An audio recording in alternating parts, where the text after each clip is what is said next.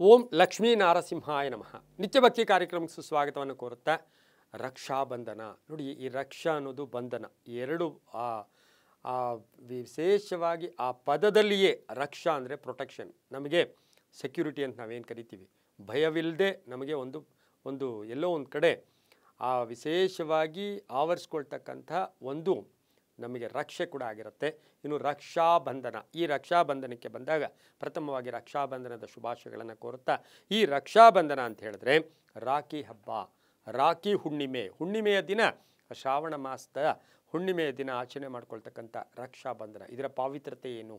ಕೇವಲ ಎಲ್ಲೋ ನಾವು ತಮಾಷೆಗೋ ಖುಷಿಗೋ ಮಾಡ್ಕೊಳ್ಳೋ ಹಬ್ಬ ಅಲ್ಲ. ಇದರ ತತ್ವ, ಇದರ ಹಿನ್ನೆಲೆ, ಇದರಲ್ಲಿರ್ತಕ್ಕಂಥ ಸಂಪ್ರದಾಯ, ಇದರ ವಿಧಿ ವಿಚಾರಗಳು ಎಲ್ಲವನ್ನೂ ಕೂಡ ನಾವು ಇವತ್ತಿನ ದಿವಸ ತಿಳ್ಕೊಳ್ಳೋಕೆ ಹೋದಾಗ ಅಷ್ಟು ಅದ್ಭುತವಾಗಿರುತ್ತೆ.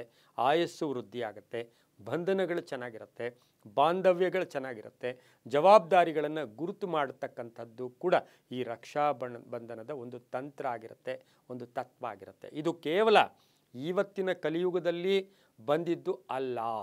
ರಕ್ಷಾಬಂಧನ ಯುಗಗಳಿಂದಲೂ ಕೂಡ ಇದರ ವಿಚಾರವಾಗಿ ಉಲ್ಲೇಖಗಳು, ಹಾಗೆಯೇ ಇದರ ಒಂದು ವಿಚಾರವಾಗಿ ನಾವು ಪುರಾಣಗಳಲ್ಲೂ ಕೂಡ ಇದರ ಇತಿಹಾಸಗಳನ್ನು ನಾವು ನೋಡಬಹುದಾಗಿದೆ. ಶ್ರಾವಣ ಮಾಸದ ಹುಣ್ಣಿಮೆಯಲ್ಲಿ ಆಚರಣೆ ಮಾಡ್ಕೊಳ್ತಕ್ಕಂಥ ಹಬ್ಬವೇ ಈ ರಕ್ಷಾಬಂಧನ.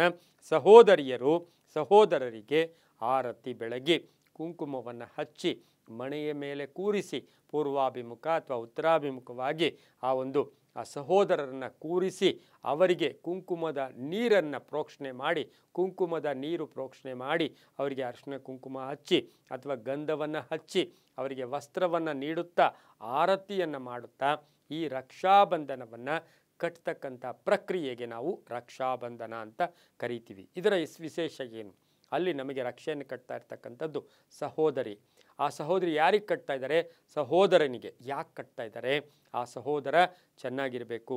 ತವರು ಮನೆ ಕೇವಲ ಜೊತೆಯಲ್ಲಿ ಹುಟ್ಟಿರೋರೇ ಅಲ್ಲ, ರಕ್ತ ಸಂಬಂಧಗಳೇ ಅಲ್ಲ, ಎಲ್ಲೋ ಒಂದು ಕಡೆ ನಮಗೆ ಇವತ್ತು ಪರಿಚಯ ಆಗಿರ್ತಕ್ಕಂಥವ್ರು, ನಮ್ಮ ಕಷ್ಟಗಳಲ್ಲಿ ಕಾಪಾಡಿರ್ತಕ್ಕಂಥವ್ರು, ನಮ್ಮ ಶ್ರೇಯಸ್ಸನ್ನು ಕೋರ್ತಾ ಇರ್ತಕ್ಕಂಥವರು ನಮಗೆ ಅಕ್ಕ ತಂಗಿಯರೂ ಕೂಡ ಆಗ್ಬೋದು, ಅಣ್ಣ ತಮ್ಮಂದಿರೂ ಕೂಡ ಆಗ್ಬೋದು. ಹಾಗಾಗಿ ಸಹೋದರರಿಗೆ ಕಟ್ತಕ್ಕಂಥ ಹಬ್ಬವೇ ಈ ಒಂದು ರಕ್ಷಾಬಂಧನ. ಪ್ರೀತಿಪೂರ್ವಕವಾಗಿ ಕಟ್ತಕ್ಕಂಥದ್ದು ಕೂಡ ಆಗಿರುತ್ತೆ. ಅದು ಕೇವಲ 1 ದಿನ ಇರಲಿ, 3 ದಿನ ಇರಲಿ, 10 ದಿನ ಇರಲಿ, ಇಡೀ ದೇಹಕ್ಕೆ ಅದು ರಕ್ಷೆಯಾಗಿ ಪರಿವರ್ತನೆ ಕೂಡ ಆಗುತ್ತೆ. ಇದಾದ ಮೇಲೆ ಸಹೋದರರು ಏನು ಮಾಡ್ತಾರೆ? ಪ್ರೀತಿಪೂರ್ವಕವಾಗಿ ಒಂದು ಉಡುಗೊರೆಯನ್ನು ಆ ಒಂದು ಸಹೋದರಿಯರಿಗೆ ಕೊಡ್ತಾರೆ. ಅದ್ರ ಬೆಲೆ ಉಳ್ಳದ್ದಲ್ಲ, ಏನು ಕೊಟ್ಟರೂ ಅದು ಉಡುಗೊರೆಯಾಗಿ ಇರುತ್ತೆ. ಈ ರೀತಿ ಪ್ರೀತಿಯ ಸಂಕೇತವೂ ಕೂಡ ಇದಾಗಿರುತ್ತೆ. ಇದು ಎಲ್ಲಿಂದ ಪ್ರಾರಂಭ ಆಯಿತು ಅಂದರೆ ಶಚೀದೇವಿಯಿಂದ ಪ್ರಾರಂಭ ಆಗಿರ್ತಕ್ಕಂಥದ್ದು. ಏಕೆ ಅಂತ ಹೇಳಿದ್ರೆ ದೇವತೆಗಳು ರಾಕ್ಷಸರ ಒಂದು ಯುದ್ಧ ನಡೀತಾ ಇರ್ತಕ್ಕಂಥ ಒಂದು ಸಂದರ್ಭದಲ್ಲಿ ಇದನ್ನು ದೇವತೆಗಳ ರಾಜ ಆಗಿರ್ತಕ್ಕಂಥ ದೇವೇಂದ್ರನಿಗೆ ಸಾಕ್ಷಾತ್ ಪಾರ್ವತಿ ದೇವಿ ಕಟ್ತಾರೆ ರಕ್ಷೆಯನ್ನು.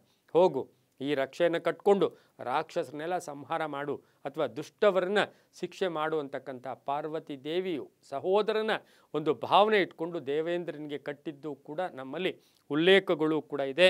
ಇನ್ನು ಸಾಕ್ಷಾತ್ ನಾವೆಲ್ಲರೂ ತಿಳ್ಕೊಂಡಿರ್ತಕ್ಕಂಥ ದ್ರೌಪದಿಯೂ ಸಹ ಶ್ರೀಕೃಷ್ಣ ಪರಮಾತ್ಮನಿಗೆ ಈ ರಕ್ಷೆಯನ್ನು ಕಟ್ಟಿರ್ತಕ್ಕಂಥದ್ದು, ರಕ್ಷಾಬಂಧನೆ ಕಟ್ಟಿರ್ತಕ್ಕಂಥ ಉಲ್ಲೇಖ ಕೂಡ ಇದೆ. ಇನ್ನು ಬಲಿಚಕ್ರವರ್ತಿಗೆ ಮಹಾಲಕ್ಷ್ಮಿಯು ಕೂಡ ರಾಖಿಯನ್ನು, ವಿಷ್ಣುವಿನ ಹೃದಯ ಸ್ಥಳವಾಸಿನಿಯಾಗಿರ್ತಕ್ಕಂಥ ಮಹಾಲಕ್ಷ್ಮಿ ಕೂಡ ರಾಖಿನೂ ಕಟ್ತಾರೆ.